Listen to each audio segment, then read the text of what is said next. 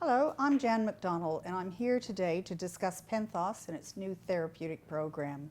With me are Dr. Timothy Keogh, who is both the president of the organization, and Cynthia Gregory-Roberts, vice president, who are both experienced clinicians with many years working with couples and families. Penthos is a new health charity which funds free psychotherapy for couples experiencing relationship difficulties associated with unresolved grief, 6 or more months after the loss of a child, which for this program includes the loss of a pregnancy, child or young adult up to the age of 25. I want to ask you some questions about the therapy that Penthos is supporting. Cynthia, what inspired you and Timothy to establish the charity and the therapeutic program? Well, as clinicians who've worked for many years with couples and families, we became very aware of the tremendous impact that the loss of a child has upon a couple and their family, other family members. Now, as we all know, grief is an inevitable consequence of the loss of a child, but for some people and for some couples, their grief remains unremitting and unresolved. For many couples, they are able to integrate the loss into their couple relationship within 6 to 12 months of the loss, but there's another group who really go on suffering, often without realising that the difficulties that are presenting in their relationship are actually traceable and related back to the loss that they've experienced. So it's this particular group, those that are still suffering the profound impacts of loss, and that it's really affecting their relationship and their interaction in the broader social community, that we're directing our service to. Timothy, I mentioned unresolved grief in my introduction. Could you explain this and how it links to relationship difficulties? Yeah, sure. I mean, I think it relates quite a bit to what Cynthia was saying, really, that there are people who seem to get over their grief in an ordinary sort of way within a particular period. We have these sort of cultural rituals that acknowledge things like the 1-year anniversary, which is an indication that people do tend to start to get better, recover from the loss. Although there are difficult moments, with birthdays and sort of family events and so on. But there are other people who just seem to get worse, unfortunately. And in individuals, we call this condition prolonged grief, where there's a sort of lasting sort of preoccupation with the loss, and there's all kinds of self-recriminations.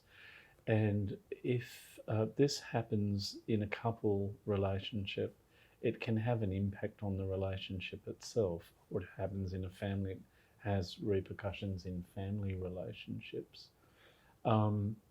So here what might happen is that you would see in the couple, instead of an individual blaming themselves in the sense of saying, if only I could have been there or I could have done more, the blame often gets put onto the partner. Sometimes not as clear as that or as articulated as that. Sometimes it's just difficulties in a relationship where previously there were none. A previously relatively well-functioning couple who are happy with each other start a lot of arguing and blaming, and there's a lot of tension. And one of the challenges of therapy sometimes is actually to make the link between this increased problems and the loss itself. So it is that is the essential difference with the prolonged or unresolved grief, that things just get worse rather than better. And the couple functioning breaks down, and there can often be circumstances where people begin to avoid each other in a relationship. Members of the couple avoid each other and perhaps begin to spend more time away from each other, or drinking, or performing less well at work. So these are all really red flags, aren't they? Yeah, I think we've noticed this over the years, haven't we, in the couples that we've worked with. Yeah. So who's eligible to receive this free therapy? Well, we're very keen to mitigate the negative effects of loss and the suffering that couples and families experience. So the eligibility criteria is really quite simple. First of all, if there is a couple who have suffered a loss at least 6 months prior to the referral, and they acknowledge that there are difficulties in the relationship and they're keen to get help with this, then we are there to discuss with them whether we can address that need. And it's also just their willingness, I guess, isn't it, to attend the 16 sessions. Yes. It's not a big demand. They're not required for the weeks to be consecutive, because we understand that modern couples are very busy. But as you said, I think we're an organisation, we're a charitable organisation that's offering a free service to people who are really suffering with loss. We want to help people who are really suffering with loss. And we want to make it as accessible as possible via them attending a therapist close to their place of work or home, or via Skype or Zoom or an equivalent. Yeah. Could you describe the therapeutic program? Yes, look, I think the thing that I'd want to stress first and foremost about the program is it's private, it's confidential, and it's a safe place to come and talk about difficulties. So there's nothing to be worried about. It's, as I said, we're here to help. The program itself really involves talking about the difficulties you're having, but it's also about understanding how those difficulties might be related to the loss that you've experienced, and helping you as a couple to think about how to share this experience and how to grieve together, basically, because this is one of the things that does seem to go wrong for couples, is that the grief tends to be a private experience, and one of the couple might withdraw or not share their feelings, and there's a sense of alienation and being alone with the pain of the loss. Yeah. So it's really a therapeutic conversation in a way, but it's all about trying to understand how the loss has impacted on the way you're thinking, the way you're feeling, the way you're behaving, because you might be doing things to cope with the grief that you're struggling to deal with. You might be drinking too much, or working too hard, or just doing too much, being too busy and wearing yourself down. These are the sorts of things that we want to address and sort of tie it all together and help couples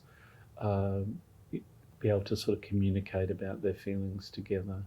So it's not anything to be worried about. It's not anything too exposing, and it's very safe and confidential, I think. And I think one of the things that we've discovered in doing this work is that for fathers in particular, it's often difficult for them to give voice to their feelings, or for those around them to actually understand their experience, particularly if there's a loss of a very young child, that very often the attention is directed towards the mother, and father can feel quite alone, and this can then contribute to this sense of moving away from the coupledom at a time when in fact the need is to come closer together, to be able to manage this together.